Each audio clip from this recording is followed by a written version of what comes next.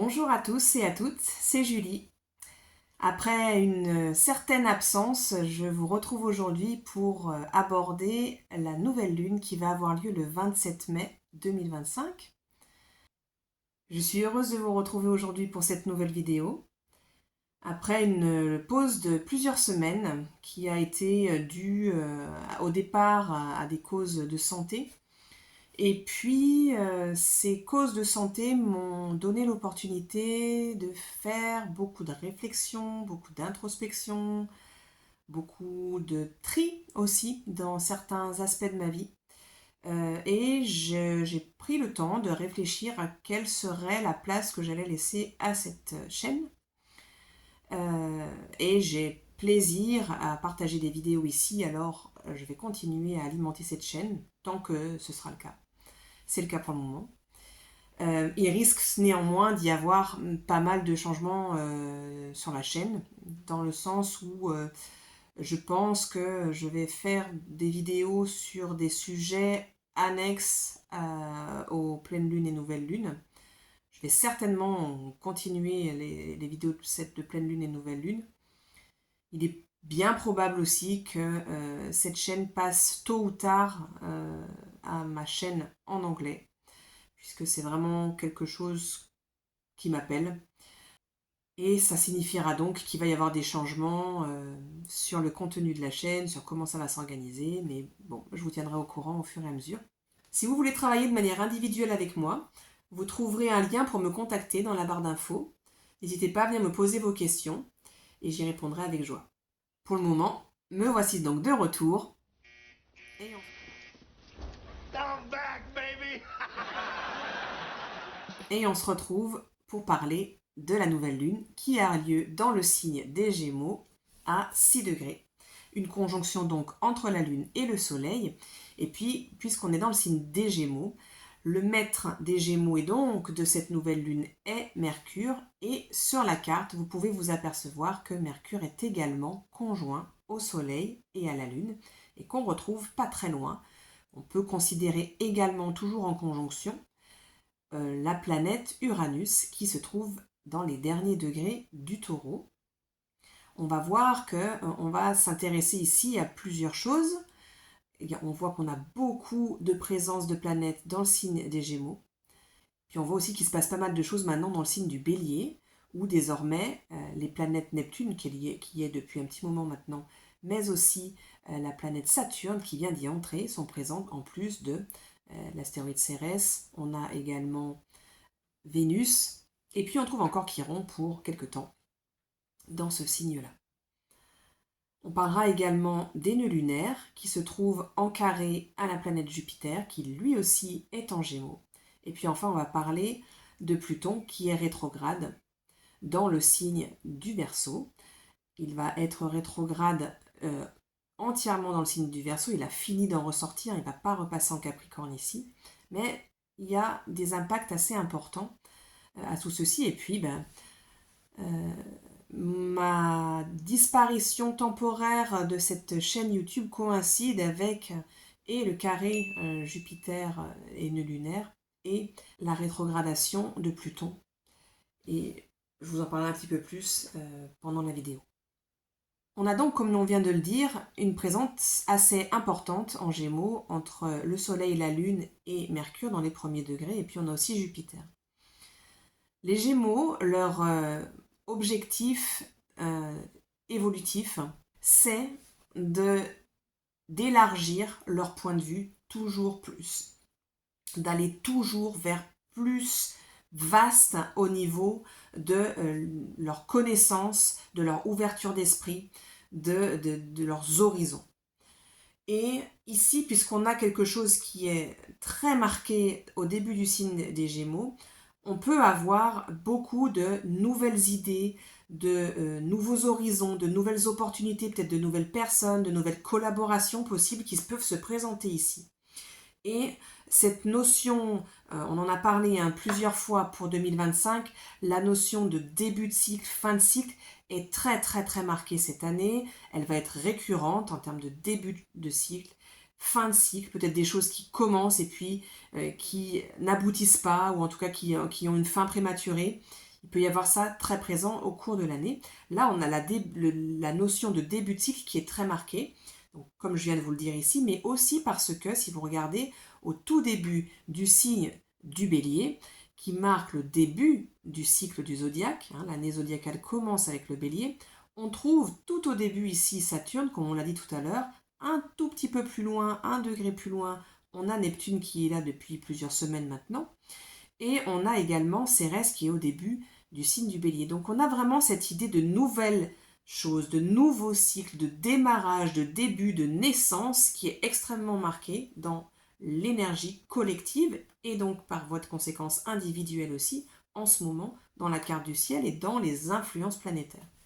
On peut avoir donc tout cet enthousiasme en fait et ces débuts qui commencent, ces opportunités qui arrivent de démarrer autre chose et puis d'avoir peut-être des nouvelles idées, des nouveaux concepts, des nouvelles façons de voir les choses. Donc ça, c'est marqué sur la carte par la présence de ces 3 planètes conjointes au début du signe des Gémeaux. Et si vous regardez sur la carte, ces planètes, elles se retrouvent liées par plusieurs traits bleus aux planètes qui sont au début du Bélier. C'est-à-dire qu'elles sont en sextile ici, donc à Neptune, à Cérès et puis notamment à Saturne. Saturne vient d'entrer en Bélier. Il va y rester encore toute une partie de l'année, y compris dans sa rétrogradation qui démarrera pendant l'été. Et puis au cours de sa rétrogradation, il va repasser en Poisson le 1er septembre pour quelque temps avant de repasser plus tard définitivement en Bélier. Pour le moment, il vient d'y rentrer. Il est vraiment donc dans cette énergie de naissance, dans cette énergie de mise au monde, de nouveaux concepts, de nouvelles idées, de choses qui viennent spontanément ici avec le Bélier. Et Saturne en Bélier, il va pouvoir venir nous dire « Ok, alors avec ces nouvelles idées, voilà ce qui est possible. Et pour que ce soit possible, il faut passer par telle étape, telle étape, telle étape, telle étape, faire ceci, peut-être s'associer avec telle personne, faire de telle manière. Il y a telle et telle et telle stratégie qui sont possibles pour pouvoir atteindre cet objectif-là. Il va nous permettre de poser des stratégies, de poser des jalons et de pouvoir construire et envisager des étapes pour aller vers ces nouvelles idées et la réalisation de ces nouvelles idées qui nous viennent ici et qui sont mises en avant. Il va aussi nous dire d'un autre côté, ça par contre, cette idée-là, elle n'est pas possible, elle n'est pas réalisable parce que les conditions actuelles font que pour telle et telle et telle raison, ça c'est pas possible. Ou bien, ce n'est pas possible, mais sous telle forme. Et peut-être, en modifiant la forme, en modulant les choses, là c'est possible. Donc il va falloir un petit peu jouer entre cet enthousiasme, cet élan très spontané du Gémeaux, et du Bélier d'ailleurs, qui est un signe extrêmement spontané, et Saturne, qui est d'ailleurs en chute, en Bélier, et qui lui va dire, oui d'accord, on y va, il y a cette nouvelle énergie, il y a cette énergie de naissance, il y a cette énergie de mise en œuvre, mais par contre, on y va stratégiquement, et par contre, on est face à la réalité, c'est-à-dire qu'on ne peut pas s'illusionner avec Saturne. Saturne, il nous remet face à la réalité des choses, face à ce que sont les choses et pas ce qu'on pouvait en imaginer. Donc en sortant des Poissons, on a vraiment quelque chose qui vient ici nous dire ça c'est ce qui est, il faut faire avec. Ça c'est cette idée que tu as, si tu veux la concrétiser, c'est possible par telle et telle voie, là c'est pas possible. Donc il peut y avoir un espèce de retour à quelque chose de moins éthéré, qui pour certaines personnes ou dans certaines circonstances risque de ne pas être très agréable, mais qui est pour nous rendre service, puisque pour nous remettre face à ce qui est possible et ce qui ne l'est pas, en sachant que ce n'est pas forcément une fatalité, mais qu'il ne faut pas oublier que Saturne, c'est Chronos, c'est le maître du temps, c'est donc, il y a une question de temporalité aussi qui est là, à savoir que peut-être qu'une idée qui nous tient à cœur, elle n'était pas possible, mais peut-être maintenant. Parce que les circonstances et une multitude de paramètres font que ce n'est pas possible. Mais que peut-être, plus tard, ou d'une autre manière, ou plus tard et d'une autre manière, eh bien ce sera possible. Donc il y a cette espèce de double énergie, à la fois très enthousiaste et à la fois très matérielle, concrète, stratégiques avec Saturne qui sont à faire coïncider et collaborer. En trame de fond de tout ça, on trouve également, comme vu sur la carte, Jupiter qui est en carré encore au nœud lunaire. Alors ce carré, il est en train de se desserrer, ça fait déjà plusieurs semaines que Jupiter est en carré au nœud lunaire. Et là, on voit que Jupiter, il est à plus de 26 degrés des Gémeaux et que les nœuds lunaires sont à 24 degrés des signes des Poissons et de la Vierge. Les nœuds, on le sait, ils rétrogradent, donc ils vont diminuer en nombre de degrés, en chiffres, quoi. Et Jupiter, lui, va continuer à aller vers la fin du signe des Gémeaux, donc à augmenter en chiffres, on peut dire. Et ça veut dire que c'est en train de se desserrer. C'est-à-dire que ce carré-là est en train d'arriver plutôt à sa résolution. On est moins sur l'aspect critique du moment où c'est extrêmement inconfortable parce qu'on est vraiment dans le nœud du problème et dans le nœud de la confrontation. Néanmoins, qu'est-ce que Jupiter vient nous dire ici avec ce carré au nœud lunaire? C'est qu'il y a vraiment une question de remise à jour de nos systèmes de croyances et de nos systèmes de croyances notamment au niveau de la question de qu'est-ce qu'on est venu faire là, qu'est-ce qu'on fait concrètement de notre temps, matériellement, physiquement, au niveau du travail, comment on se met au service au niveau du travail, comment on se met en œuvre pour se réaliser et réaliser ce qu'on a envie de donner au monde avec la valeur travail, et en même temps, quelles sont nos croyances par rapport aussi à la spiritualité, avec les Poissons, la polarité, à comment je crois aussi, non pas juste en moi et en ce que je fais au quotidien pour créer ma propre réalité avec la Vierge, mais avec comment aussi il y a quelque chose de plus vaste que moi et qui a un plan. Et je fais partie de ce plan-là, mais dans des dimensions qui m'échappent et en fait qui me traverse et qui, quoi que j'en dise et quoi que je fasse, m'amène dans une certaine direction.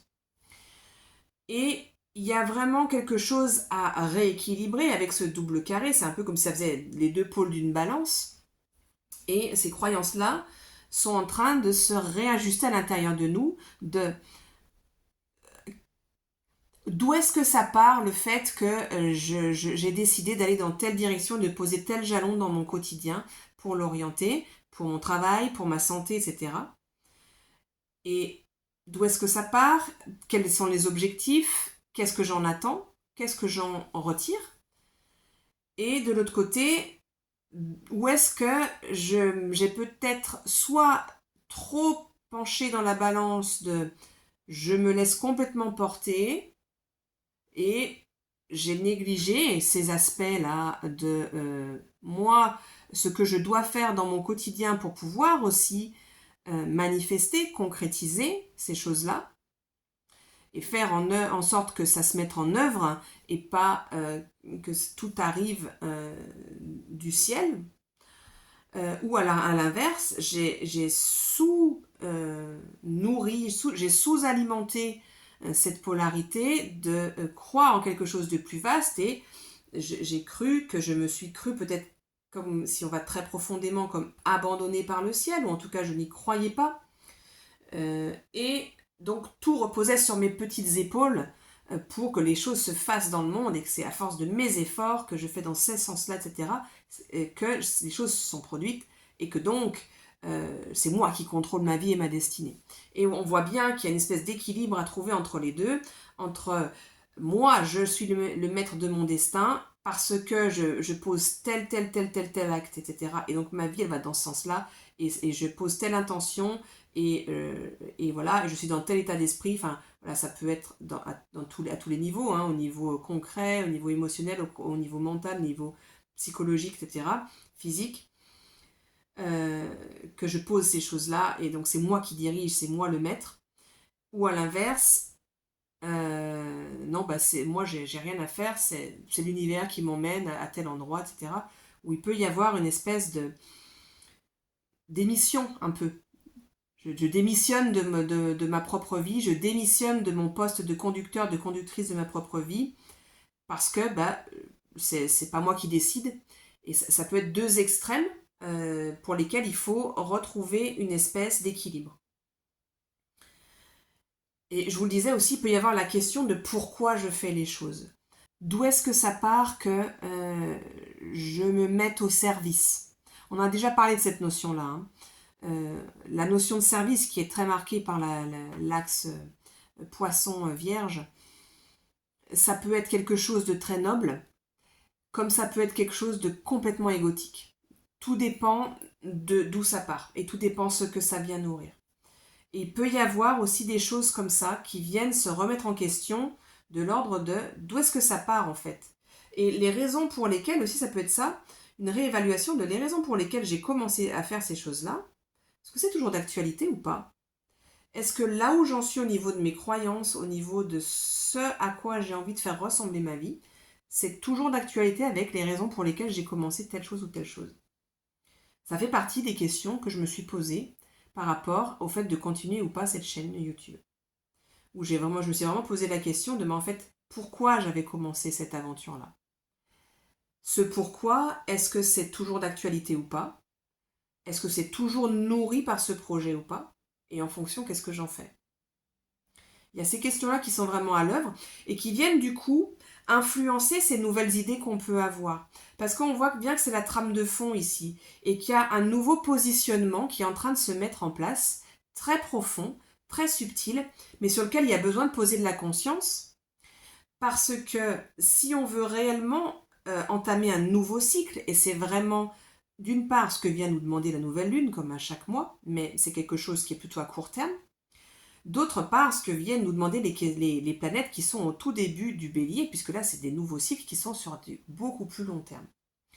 Eh bien, si je veux réellement commencer un nouveau cycle, et pas répéter de l'ancien qui soit réchauffé sous une forme un peu différente, mais au fond, on voit bien que c'est le même scénario qui se rejoue, eh bien, j'ai besoin d'être au clair avec le chemin que j'ai parcouru jusqu'ici, où en sont mes valeurs, où en sont mes croyances, qu'est-ce que je fais de ma réalité actuelle, qu'est-ce que je garde et qu'est-ce que je ne garde pas, et on en revient à ces débuts et fins de cycle qui vont vraiment ponctuer notre année ici. Et donc du coup, à partir de là, ces nouvelles idées, est-ce que c'est vraiment des nouvelles idées et ça correspond vraiment à mon nouvel état d'être et je me les mets en œuvre et puis j'écoute Saturne sur comment je fais pour les mettre en œuvre? Ou est-ce que c'est de l'ancien réchauffé et bon, l'idée c'est plutôt de partir sur des nouvelles façons de faire, c'est vraiment l'invitation ici, avec toutes ces planètes dans ce nouveau cycle, avec ces premiers degrés du bélier.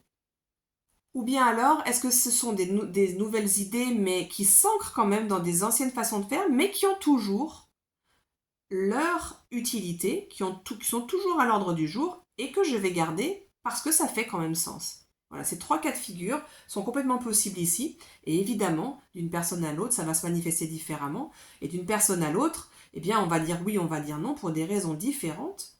Et puis, encore une fois, c'est pas parce que je dis oui aujourd'hui que je vais dire oui demain, parce que les conditions, elles peuvent avoir changé demain. Il n'y a rien de mécanique là-dedans. Et inversement, c'est pas parce que je dis non aujourd'hui que je vais pas dire oui demain. Je crois que j'ai dit l'inverse tout à l'heure. Je sais plus dans quel sens j'ai dit, mais bon, vous avez compris. Il y a donc de la conscience à poser. Et en fait, il y a à se re-responsabiliser finalement par rapport à tout ça, puisque l'idée derrière tout ça, c'est revenir dans la place du capitaine du navire, en fait, pour pouvoir orienter notre route et pas être ballotté par les changements et par les vents changeants. Ce qui peut être un risque, en fait, avec toute cette présence en Gémeaux, c'est que pour les Gémeaux, tout peut être intéressant. Tout est également intéressant. Tout peut être source d'inspiration et d'envie d'aller apprendre et d'envie d'aller découvrir. Et que donc, faire un choix, c'est extrêmement difficile. Si vous avez beaucoup d'énergie Gémeaux dans votre thème natal ou que vous avez une maison 3 fortement représentée dans votre thème natal, vous savez probablement que faire des choix, c'est comme un deuil, quoi. Il y a quelque chose qui est extrêmement difficile parce que c'est comme se dire, cette voie-là, du coup, eh ben, je ne pourrais pas l'explorer. Et ça peut être vraiment souffrant si on a vraiment cette énergie Gémeaux très marquée dans notre thème natal. Et en nous, donc. Et l'idée ici, avec Saturne, ça va être de se re-responsabiliser et de faire des choix. Et de vraiment se mettre en position de parents, de pilotes. Et c'est nous qui orientons notre vie, au lieu que notre vie soit orientée par des courants et des influences extérieures en fait. C'est nous qui modelons notre vie, c'est nous qui choisissons la direction et non pas, on n'est pas dirigé par les différents courants qui peuvent nous traverser. Même si on reste ouvert à quelque chose de plus vaste que nous, c'est nous qui donnons la ligne directrice. Ça me vient. Oui, je le sens. Non, je le sens pas. Oui, mais pas comme ça. Voilà, il y a ces choses-là et je reste maître à bord. Et cette idée d'explorer vraiment de nouvelles voies qui soient réellement nouvelles et pas du réchauffé d'anciens schémas qu'on peut trimballer comme ça depuis très longtemps, ça va être renforcé par le fait que toutes ces planètes, donc au début du Gémeaux, vous voyez qu'elles sont également liées par un autre grand trait bleu à Pluton qui se trouve en Verseau. Pluton, depuis le début du mois de mai, il est passé rétrograde dans le signe du Verseau, dans lequel il vient de rentrer, donc définitivement en novembre 2024, pour une vingtaine d'années. Une planète, lorsqu'elle passe rétrograde, et notamment quand c'est une planète lente, parce que c'est plus long, la rétrogradation, généralement, et que ça vient chercher dans des parts de notre psyché qui sont plus profondes, moins à la surface, donc on va chercher sur des choses un peu plus inconscientes, eh bien on vient retravailler, on vient réactualiser des choses qui ont besoin de bouger en profondeur pour pouvoir nous permettre d'avancer réellement. Et c'est le cas ici avec Pluton. Pluton donc vient d'entrer en Verseau définitivement, comme on vient de le rappeler, et en Verseau, c'est le pouvoir au peuple, c'est les décisions libertaires, c'est les attentes que les instances au pouvoir deviennent plus ouvertes à vraiment au bénéfice commun et prennent des décisions qui soient plus justes et plus égalitaires, horizontales et des choses où on va vraiment vers une équité, vers une justice, une justesse et vers une émancipation collective pour aller vers une fraternisation dans un but plus élevé, commun et qui sert tout le monde. Bon, malheureusement, si on fait le bilan de ce qu'on observe dans le monde globalement depuis le mois de novembre, c'est pas vraiment ça qui s'est passé. Malheureusement, ce qu'on observe, ce sont des mouvements de fermeture de plus en plus marqués, que ce soit aux États-Unis avec les tarifs, que ce soit avec la Grande-Bretagne qui referme de plus en plus son accès, avec par exemple le fait de redemander des visas pour ses ex-collaborateurs européens. On observe ça un peu partout dans le monde sous des formes différentes où on revient à l'entre-soi. J'en avais parlé dans la vidéo de 2025 et la vidéo de Pluton qui rentre en Verseau, c'est un risque d'énergie Verseau, c'est un des travers, c'est une des distorsions de l'énergie Verseau. Lorsque on arrive à quelque chose qui nous amène vers de l'ouverture et des choses novatrices, ça vient réveiller souvent des peurs en nous. Et les peurs, elles peuvent être en Verseau, c'est vraiment quelque chose qui va nous ramener vers l'entre-soi. Et c'est ce qu'on observe dans le monde, et c'est ce qu'on observe même à petite échelle. On voit bien qu'il y a quelque chose de communautaire pour plein de personnes qui se met en place, où on a une insécurité globale dans le monde, donc du coup, on se referme entre nous, parce que là, on se sent plus en sécurité. Malheureusement, on sait bien, l'histoire nous l'a appris des dizaines et des dizaines de fois, c'est pas la solution. L'entre-soi, ça mène à le nous contre les autres, ce qui mène au conflit, à la guerre, aux antagonismes, à tout ce que vous voulez. Et c'est ce qu'on est en train de voir émerger un petit peu de partout, avec une recrudescence de la haine, de la violence envers certains groupes. Bon, voilà. On a donc en fait ce Pluton en Verseau qui venait pour nous ouvrir à de nouveaux horizons avec ces notions de fraternité, de libération, etc., d'émancipation.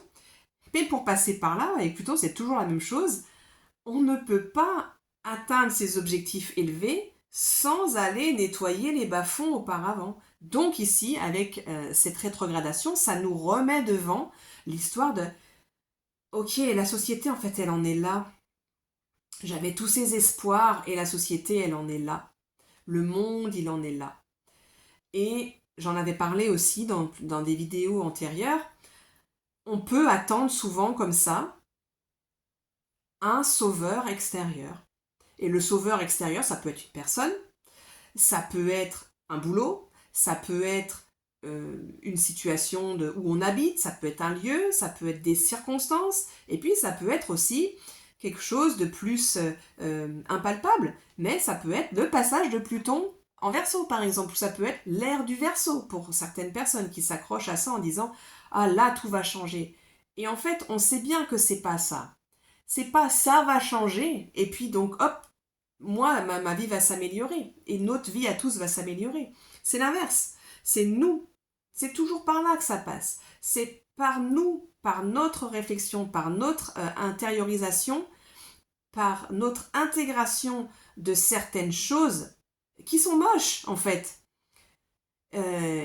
pour dire, ben ok, qu'est-ce qu'on en fait et pourquoi intégrer ça? Parce que, comme d'habitude, tout fonctionne en fractal. Et ce que je peux voir de violent, et Dieu sait qu'il y a de la violence dans le monde actuellement, hein, eh bien, j'ai cette propension à la violence, cette potentialité de violence, je l'ai en moi. Et tant que je ne reconnais pas que j'ai de la violence en moi, je vais la rejeter et dire que c'est l'autre qui est violent, mais c'est pas moi. Eh bien, je continue à propager cette violence-là, parce que je ne reconnais pas que j'ai de la violence à l'intérieur de moi. Tant que je ne reconnais pas que j'ai de la violence à l'intérieur de moi, cette violence, elle va aller s'exprimer à des moments qui vont être inadéquats parce que je la reconnais pas, donc elle va sortir malgré moi, elle va s'exprimer malgré moi, et du coup, je continue à nourrir la violence dans le monde.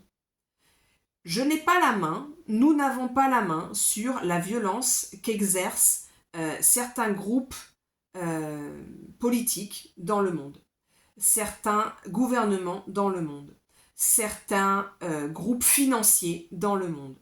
On n'a pas la main sur ça.